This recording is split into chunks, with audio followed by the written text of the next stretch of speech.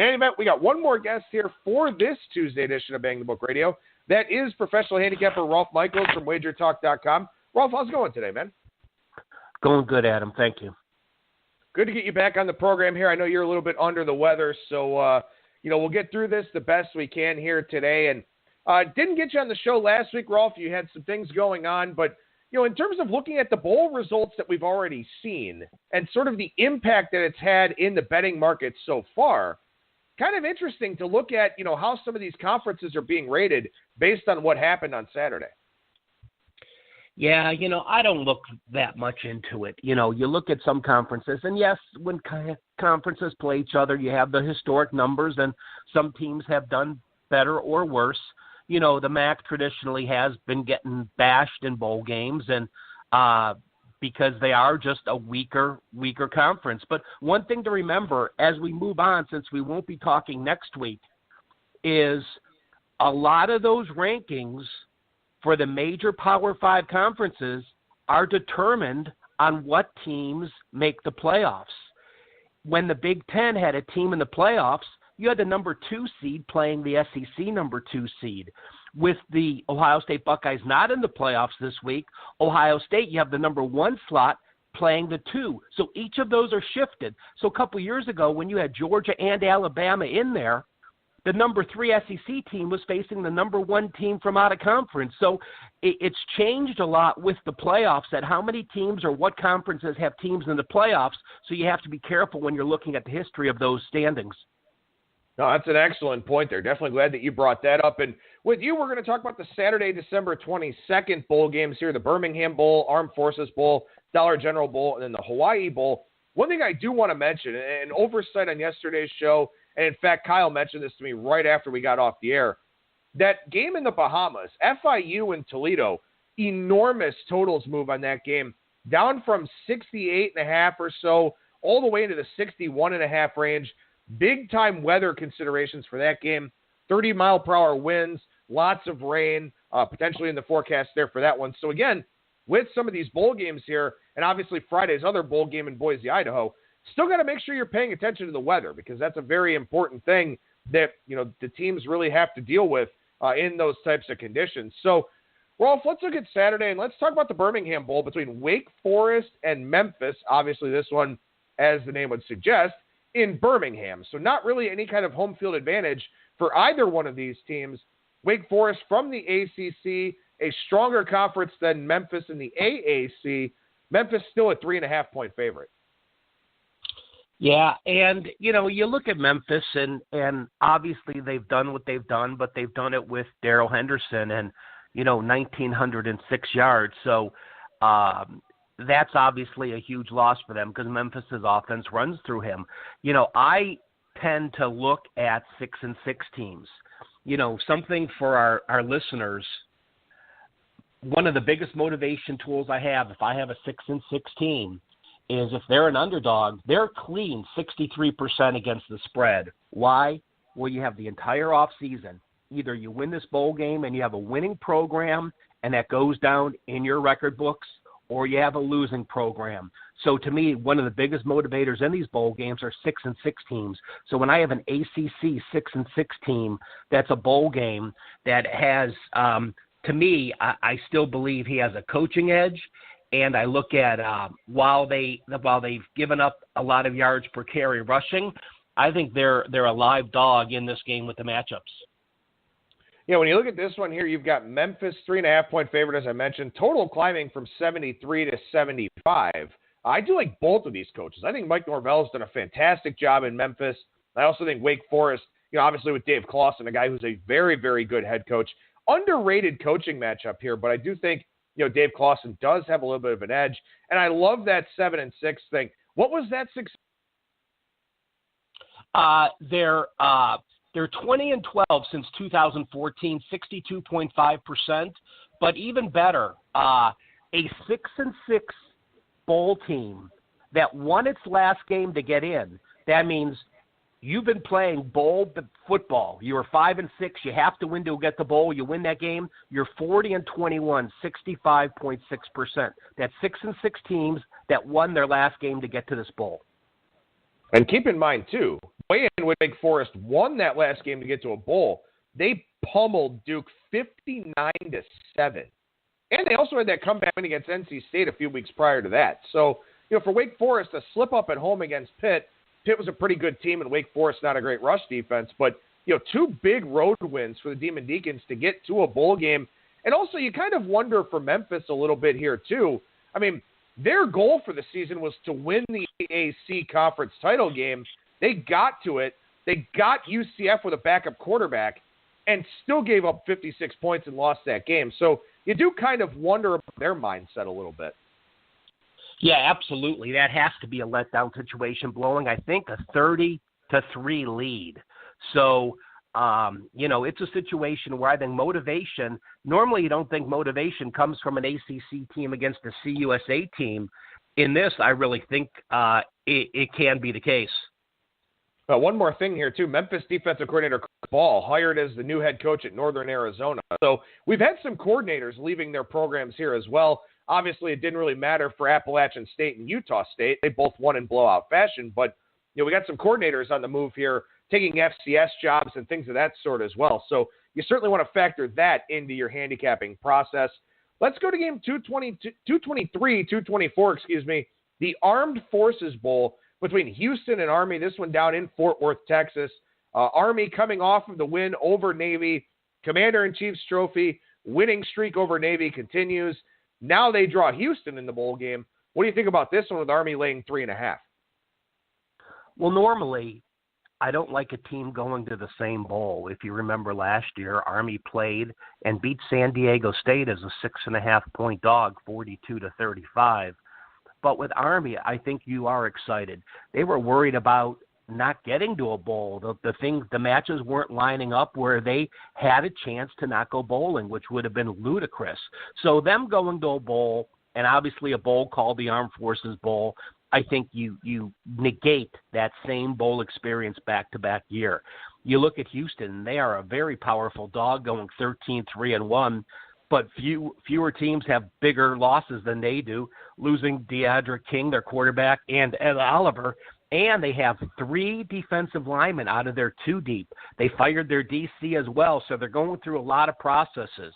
Despite that, they still have the extra time to prep for the option.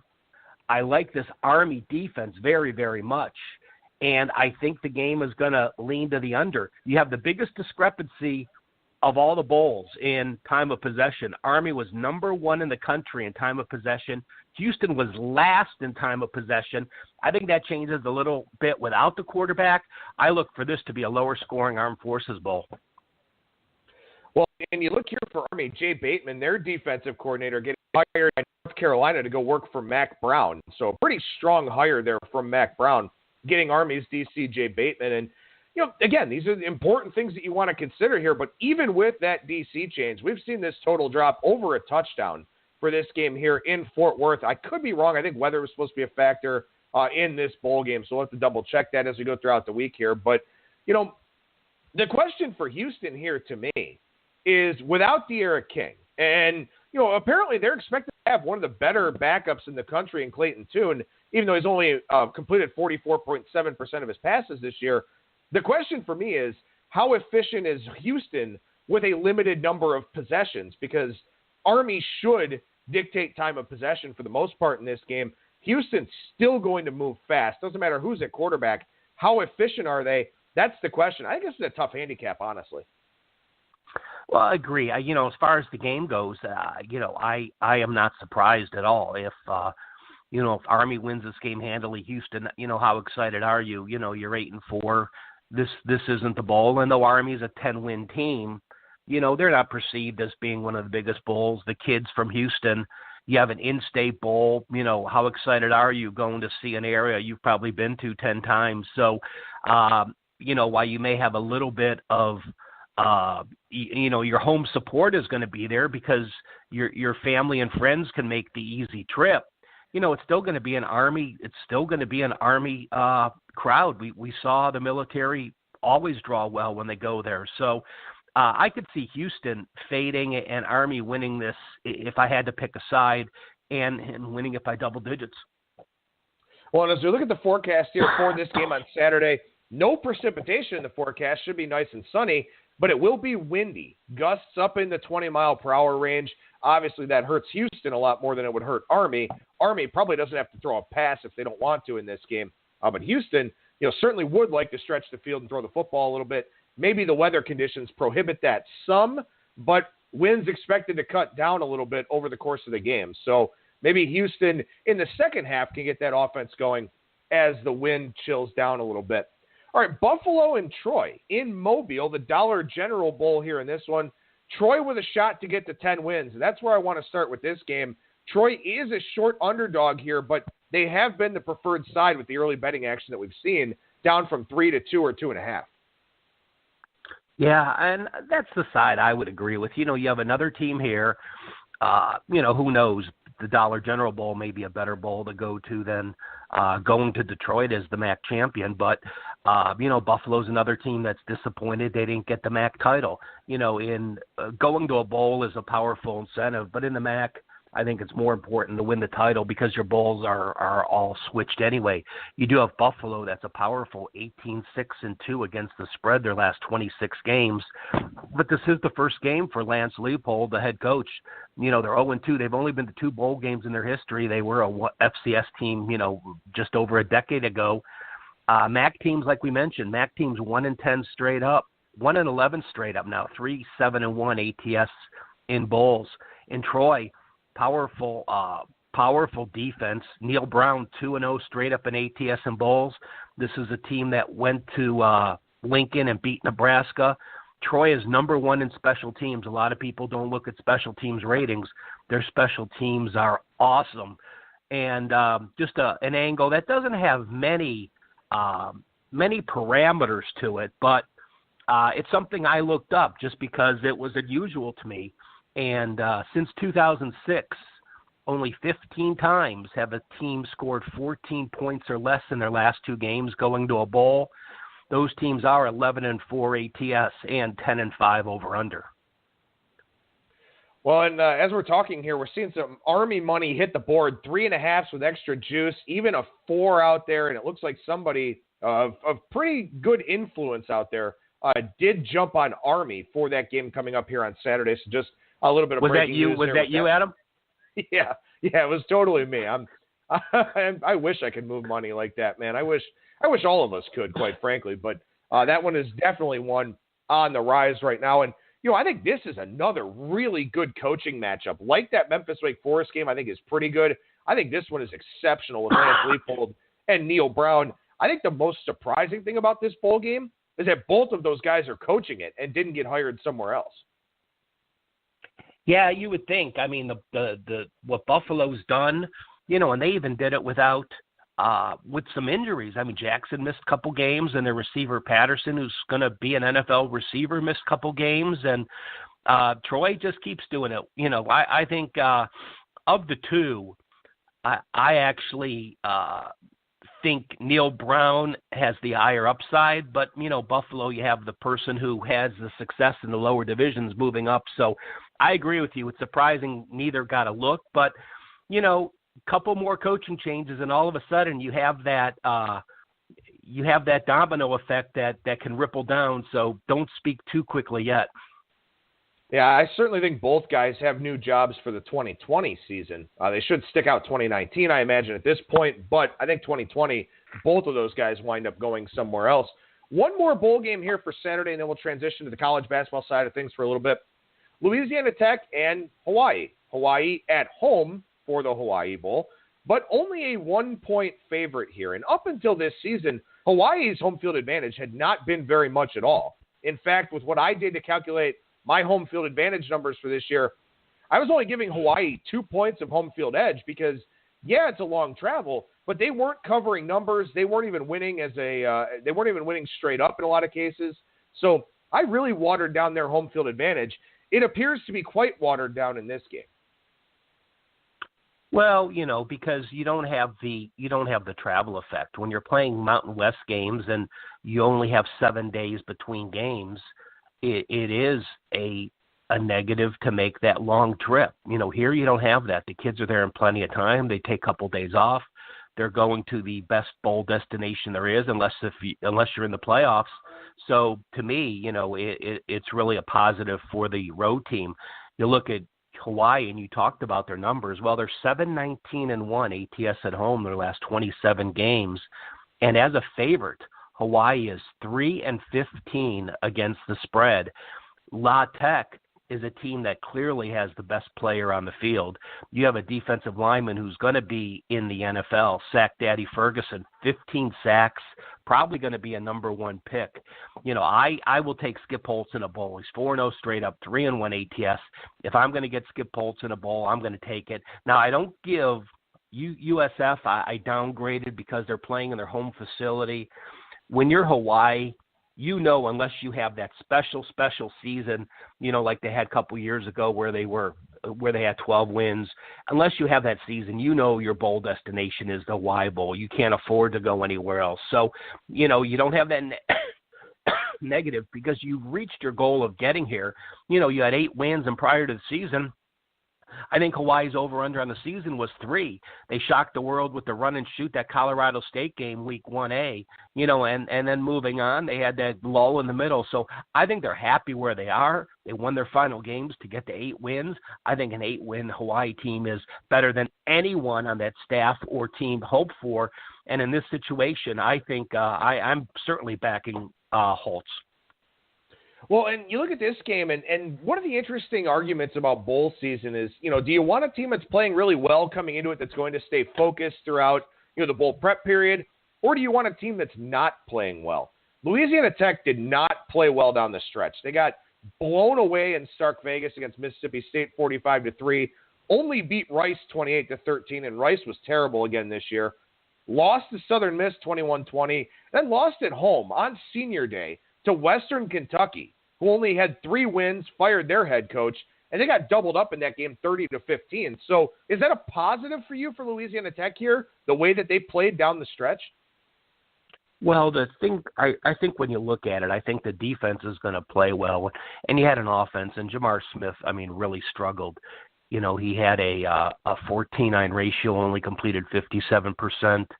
And it's a team that just didn't have an offense going, and it showed it. So, now you have some excitement. Remember Holtz from the East Carolina days and things he would do in bowl games. And when you get to bowl practices, you're refreshed. When you start running some double reverses and flea flickers and trick plays, that can reignite an offense that has been very stagnant, playing poorly. So to me, it's really, I look at it as the first start to next season, and they're going to have a lot of kids back. The other thing to look at is, remember, more so when we get to the later bowls, with the redshirt rule this year, your better coaches that run practices better are going to be using some freshmen that would never have been able to play in the past. But with the 4-game rule, and it doesn't matter when they are, you're going to see some kids that are exciting that have never played.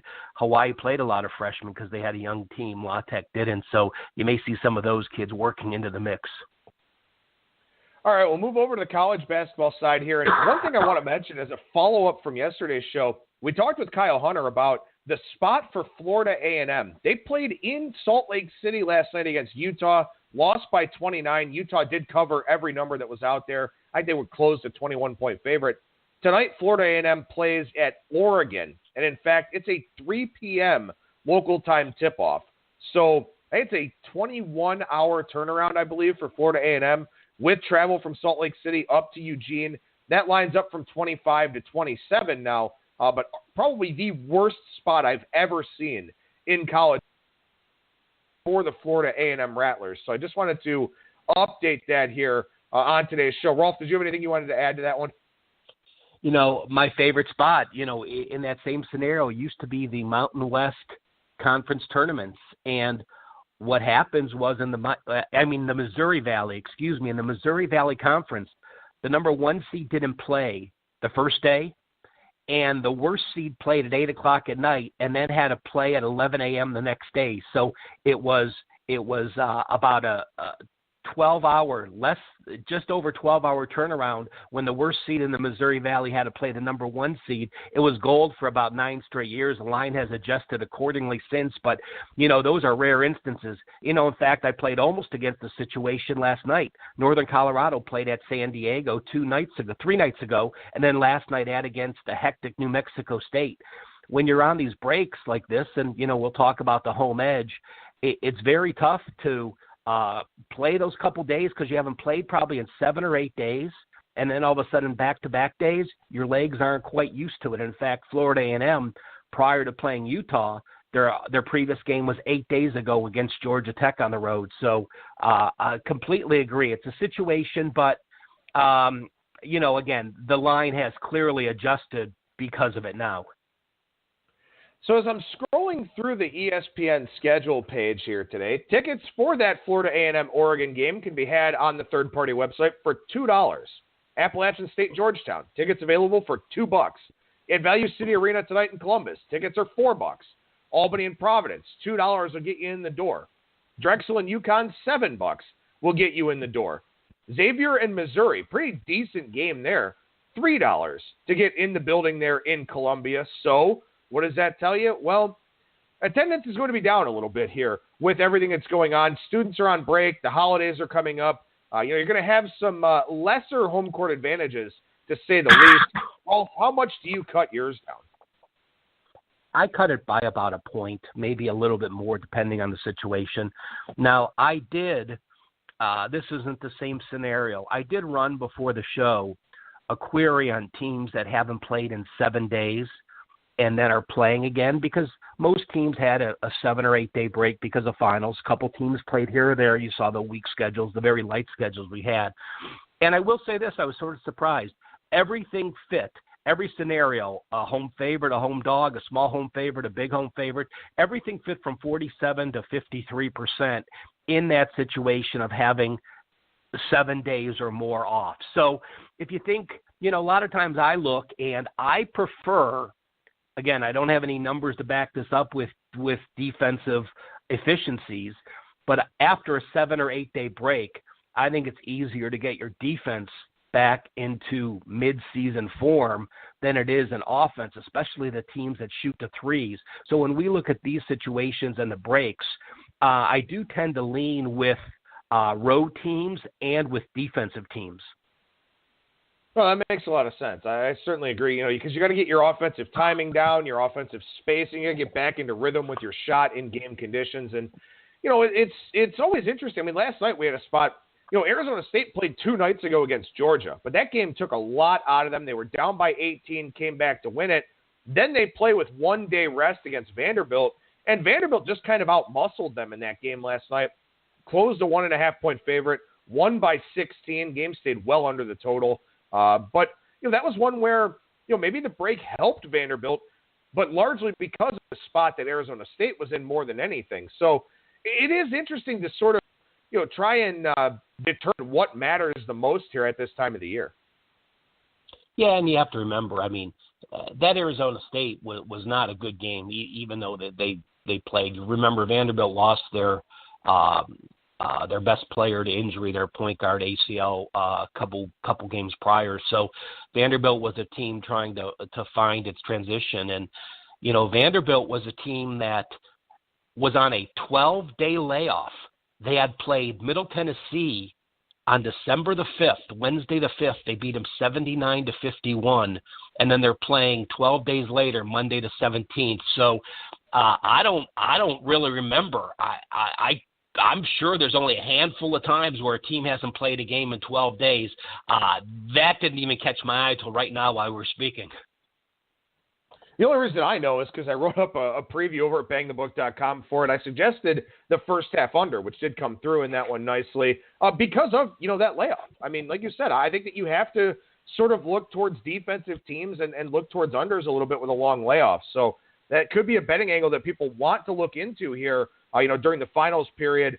Maybe you kind of missed the boat a little bit on it for this year, but certainly for next year. And, of course, we will have some long holiday layoffs as well that, maybe can kind of fit that system. But, Rolf, I know one thing that you wanted to talk about here, and this is something that's gotten a little bit of run on Twitter this week because there have been some AP voters that refuse to vote for teams that haven't played a true road game, which I think is asinine. It's not their fault that they haven't played a true road game. But we've got 3 teams here tonight, another one on Wednesday, a handful on Saturday, and then a few after the Christmas holiday playing their first true road games.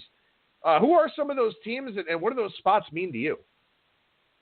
Well, I do look to fade teams that haven't played their first road game. I did have a typo. I sent out a tweet today. If you don't follow, please do. Cal Sports, at Cal Sports LV.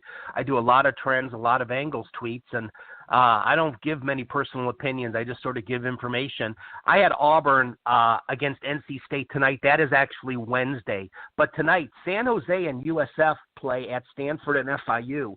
And those are 2 teams that I was shocked. I had to double check because normally your blue bloods, the teams that don't need to raise basketball capital, schedule their tournaments, have a couple neutral settings, have their home games, and their first road games may not start until conference play. But San Jose just shocked the heck out of me, being a Mountain West team that I'm sure doesn't have money for their basketball program, yet making their first true road game.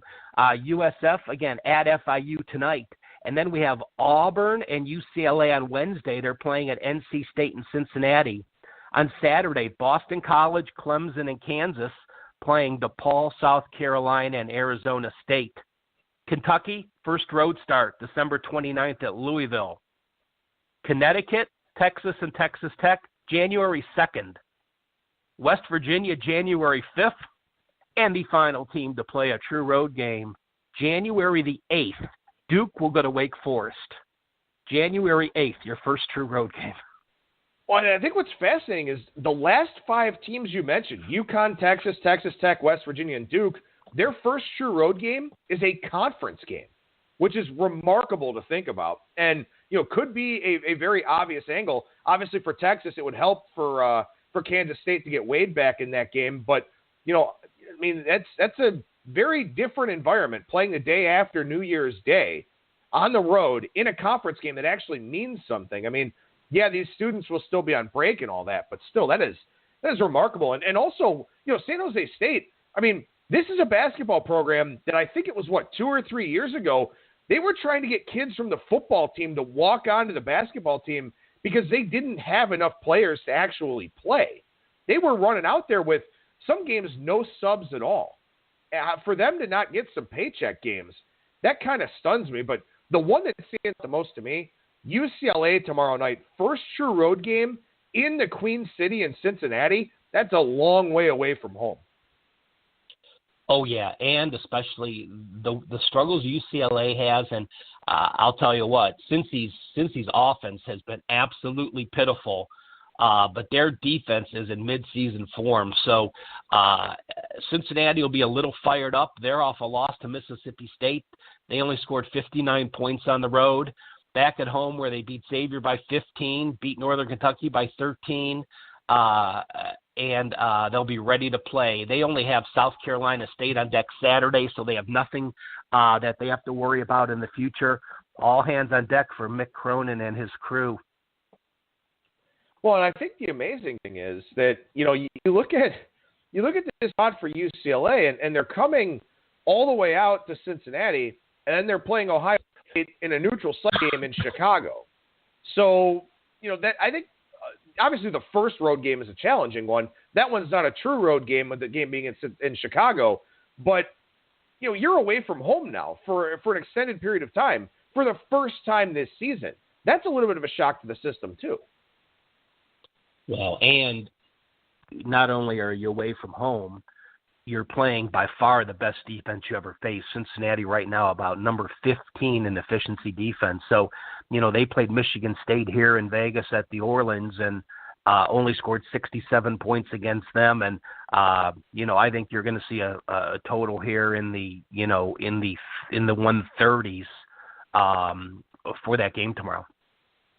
Well, and one other thing I'll mention with you here, I know you like to do a lot of situational handicapping, and maybe I'm stealing one of the plays that you want to mention here on the show from a situational handicapping standpoint. Tonight, you've got Butler laying over 20 against Presbyterian off of that big loss against Indiana. Tomorrow, you've got Tennessee taking on Samford, a Samford team that already has 10 wins. has played a really weak schedule, but Tennessee coming off of wins over Gonzaga and Memphis. So some really interesting situational spots this week, not related to teams playing road games or the schedule. Well, I'll tell you what, Samford may have played a weak schedule, but they're 10-1 against the spread. They're the only team right now to have 10 ATS wins. Other top ATS teams, Ole Miss 9-1, Oklahoma 9-1. I think the Sooners are now learning how to play as a team instead of playing behind one man. Liberty 7-1, San Fran, a team I really like, 7-1-2, and Drake 7-1 against the spread. All right, so let's talk about that then. Hopefully I didn't steal your thunder. Like I said, with the situational play, it seems like there's a lot of good situational angles out here for this week. Have you narrowed it down to one that you really like here to mention to our listeners on the show? Yeah, well, obviously, the reason I tweeted out the first true road game, because I was looking at one of them, and that's just I'm looking to fade USF. I'm going to play on FIU today. FIU, a solid team. USF traveling for the first time. The Bulls are very excited the way they're playing. They're off to one of their best starts. They have 8 wins, and now they're going to play a team that, you think, well, we lost to FIU because you have revenge, and I don't put anything into that. You have revenge because you lost to FIU last year because you were a lousy 10-22 team that lost on the road. So I don't put anything into it. Again, your home games, you have not played a team in the top 100. The best team you've played was Georgetown in a neutral setting, and you lost that game. The second best team you've played this year was either Colgate or Ohio, depending on your ratings. FIU, again, Jeremy Ballard has them playing very well. 8-2 this year. They are up and down the field. They are the fastest or second fastest tempo team you have. USF wants to slow it down. I think FIU can control the tempo at home, and I like the Panthers tonight. All right, now, I know that you usually like to give out a technical play on the show as well. I don't know if you've got one of those queued up or not, but if you do, I'd certainly like to hear who you're looking at. Yeah, well, as I mentioned, Oklahoma, one of the top ATS teams this year. They're 6-0 ATS at home as well as on the season. Creighton 3-12 ATS on the road. And again, I really like the way the Sooners are playing. I think it's a team where, last year it was all or nothing with them. A 17-win season with Trae Young, 18-win season, I believe, actually. But this year, 9-1, solid wins over Notre Dame and Dayton and USC. Your only loss this year was to Wisconsin in a neutral setting. I don't think that's going to bother you. Creighton's had a couple tough defeats as well. Home losses to Ohio State and Gonzaga, nothing to be embarrassed about. A road loss at Nebraska, nothing to be embarrassed about. But now I think Oklahoma has the solid offense and defense, and Creighton is a team that is very good offensively, not so good defensively, and I think that the Sooners win that game. One other thing I want to ask you about is I'm looking at the schedule here for the rest of the week. Tomorrow on Wednesday, we've got Marist versus New Hampshire playing at 11 a.m. Thursday, Maryland Eastern Shore and Winthrop at 11, Canisius and Holy Cross at 2, at 3, Chicago State and Western Illinois. You go ahead to Friday, whole bunch of early games there on Friday. Dartmouth and Bryan, you've got Dartmouth and Bryant, St. Bonaventure and Northeastern, Binghamton and LIU Brooklyn. A lot of added games here, but early starts. Any betting angles that you see from those types of games with these weekday early starts because these kids don't have class? I don't. There's nothing I have found or nothing I've discovered, not that there isn't, but I have not come up with anything where they are. Obviously, I do look very closely when people are playing tournaments and you may have a 3 or a 4 hour edge and you're playing back-to-back games. I think that's very important. But when both teams are playing, I think it's just the team that can respond better. You're playing at a time where your body clock is not used to playing. These are kids that stay up late and study, and games are at night, and they travel back and forth. So, it's nothing that I have an answer for that I handicap any differently when there's daytime games than nighttime games. All right, fair enough. Rolf Michaels, professional handicapper over at WagerTalk.com. What's going on over there right now, Rolf? you know what, just getting in the holiday season, bowl packages at Wager Talk, the daily NBA stat sheet, and just, again, follow at Twitter at CalSportsLV. Rolf, appreciate the time as always, man. Hope you feel better. Hope you and yours enjoy the Christmas holiday next week, and we'll talk to you again in a couple of weeks' time here. Adam, thanks. Merry Christmas and happy holidays to all our listeners.